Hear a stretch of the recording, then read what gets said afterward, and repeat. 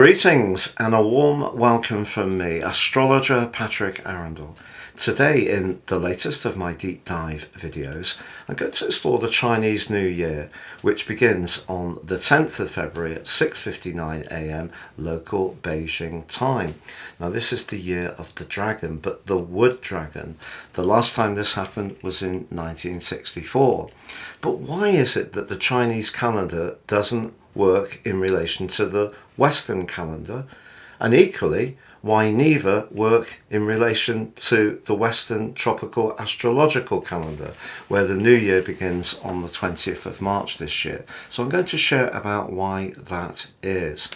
But dragon symbolism, it's the grandest and most charismatic of all the Chinese signs, so I'm going to explore that for you. Also, what are the Western counterparts to those Chinese animal signs? I'll give you the insight on that. I'm also going to dive back historically to 1964 and look at what was going on politically, culturally, and also scientifically. I'm also going to share with you some famous dragons. There are a number that you will recognize. And then underneath this video, you can use my Chinese year calculator to work out exactly what your sign is if you don't know it. But also you can click on the link and go to my website to read your Chinese forecast for each of the 12 signs for this year. If you're new to my channel, it's great to have you with us.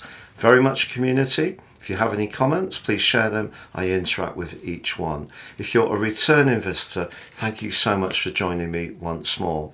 Your subscriptions are really valued by me, but also it helps other people to find us. And because this is a very interactive channel and very knowledge based, I would be really appreciative if we could get that out there more and more. Now, of course, astrology is very much about understanding the energies that are going to impact on our personal situation. If you've yet to embrace more serious astrology, if you give me 3 pieces of your personal birth data of time, date and place, or date and place, I can provide for you your life roadmap report. This is your character analysis. This will help you to understand the blueprint that you uniquely were given when you were born and how this has been playing out in your life so far. Now, also, by having a greater awareness to this, that more intimate understanding can help you to seize opportunities, but also deal with perhaps some repetitive patterns that have maybe played out so far. You can also get your 12-month transits, so that's the moving planets in the sky interacting with your unique birth chart. And in my special package, get 30% off. Please see the link below.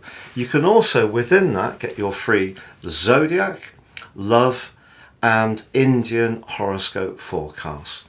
So the Chinese New Year begins on the 10th of February and it goes on this dragon year, this wood dragon, right through to January the 28th, 2025, based on Chinese local time. Now, why do we have a different year in China to here?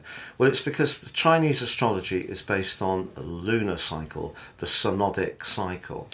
So we get 12 full cycles which last around about 354 days. But of course, the Western calendar is based on 365 days. And then, like this year, we get that once for yearly adjustment, the leap year, and it's simply because the sun moves slightly slower than 1 degree for each day of the year. So it's 10 days less. The lunar calendar is 10 days less. That's a really critical thing. And that's why we celebrate it at different times. So next year, we're going to be celebrating it on the 28th of January 2025, the next year from this one, not based on the 1st of January, and that's the distinction. Now, with the Western tropical calendar, it's based on seasons. So the season starts this year with the vernal point, 20 degrees in Aries with the spring equinox. So that's the start of the astrological year. So I hope that provides a little bit of illumination there. Now, in terms of the comparable signs, so the rat in Chinese astrology is akin to the Archer, the Sagittarius sign in Western. The ox in Chinese, and this makes a lot of sense, is akin to Capricorn, very steady, very dependable. Tiger in Chinese astrology, the chatty tiger, is Aquarius. The rabbit in Chinese astrology is the Pisces, sign of Pisces. The dragon, which we celebrate this year, very much in keeping with Aries. The snake, I tend to get on very well with snakes. That's akin to Taurus. The horse is very much like Gemini. And the animal of the sheep, very much like Cancer. The monkey, like Leo. The rooster, which is what I am, very much like Virgo. The dog, very much like Libra. And the pig, very much like Scorpio. Now, as I said, if you don't know your Chinese animal sign, don't worry. Please see the link beneath this video, and that will take you through to my site. You can input your birth data and it will tell you exactly what your Chinese animal sign is. So let's just explore some dragon archetypes. In the past, the Chinese dragon was a symbol of imperial power and was linked to the Chinese emperor of the day. Now, this particular emperor, Li Bang, was the founder of the Han Dynasty, and he asserted that his conception followed his mother having dragon-related dreams. Well, that's really interesting. The meaning of the Chinese dragon is very different from the European dragon, however. European dragon is associated with aggression and fire. The Chinese dragon is a rain deity that promotes harmony and prosperity. Well, we'd all could do with some harmony. However, rather than breathing fire, the Chinese dragon breathes clouds or other substances associated to water. They are beneficial rather than dangerous. Their heads frequently resemble those of camels or other animals. Chinese dragons are seen as the heroes or the good guys of the Orient, in contrast to Western dragons, which can be dreaded.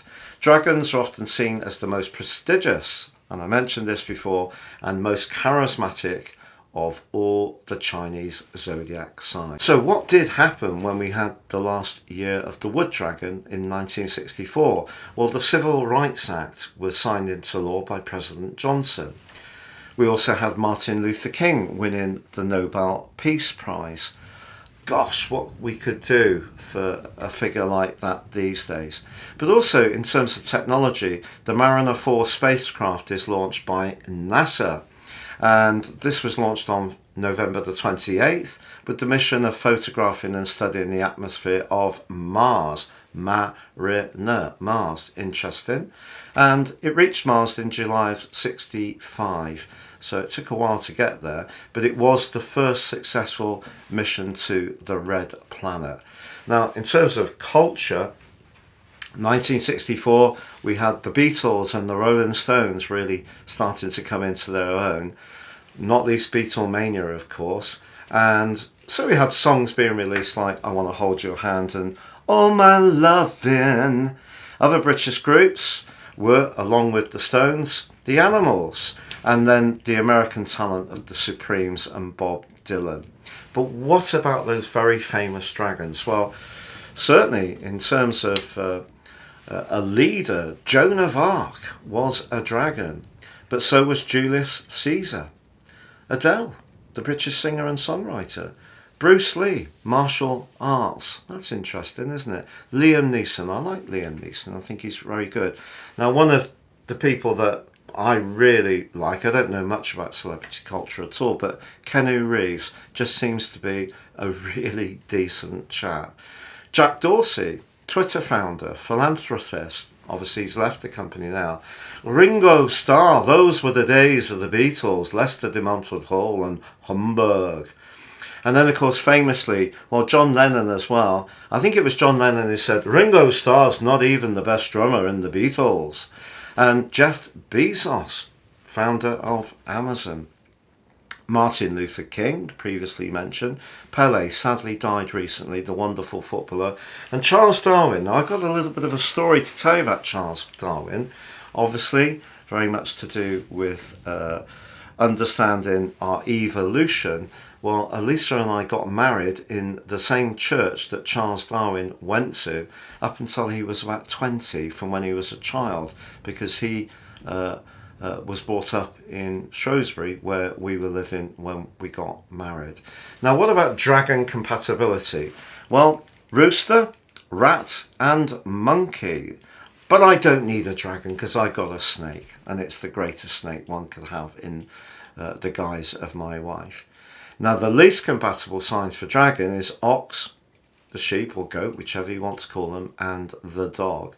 But the lucky things for dragons are gold, silver and greyish white, the numbers 1, 6 and 7. Lucky months, 3rd, 4th and 7th of the Chinese lunar months.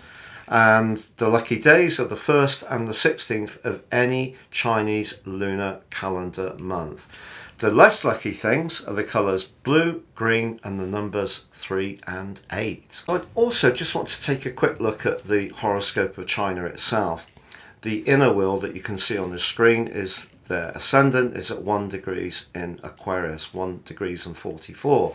Now this year, of course, Pluto, you can see it there, is at 0 degrees 38. On this particular event. Well, of course, Pluto's going to get up to 2 degrees and 26 minutes this year, so it is going to go across the ascendant, but also be very close to the moon. So Pluto on the ascendant, I think, can be the potential to be much more assertive. You can also see that in terms of the MC and the IC, we're going to have a sextile to the midheaven and a trine to their home base chart, the IC. That's to do with home affairs. And also we have Venus is applying almost exactly in a conjunct to Jupiter in their natal chart, which actually is not in a particularly lucky position for them. Jupiter in Capricorn is never a great transit, but they do have a lot of very dynamic energies in their chart, not least that Mars conjunct Pluto on the 7th house cusp, which is how they relate, which is, you know, with an implacable determination to get a more dominating angle on situations. But you can see that Pluto going over to that ascendant is really going to push them potentially to be more forceful, I feel. But it can also be a big transformation, and we're seeing in terms of their property market that one of their big property developers has gone under really quite recently. It's had a debt crisis for a very long time, and of course the moon can be about property and Pluto can be about destruction. So it's very, very important that China is mindful of using that power wisely, because that's what Pluto is very much about. So essentially the outer chart represents the Chinese New Year, the inner chart is their natal chart, and the other takeouts from this really is the ascendant in terms of the Chinese new moon based on their local time, and the position of the new moon itself is square their natal Venus, which is in the 9th house. So they got to be very careful that they don't over assert themselves, particularly in terms of international affairs. Now, underneath this video, you can click on the link to take you through to read your zodiac sign, your Chinese zodiac sign for year 2024. And it's been a pleasure being with you. Thank you so much for joining me. And your likes, comments, shares and subscriptions are quite genuinely, hugely appreciated.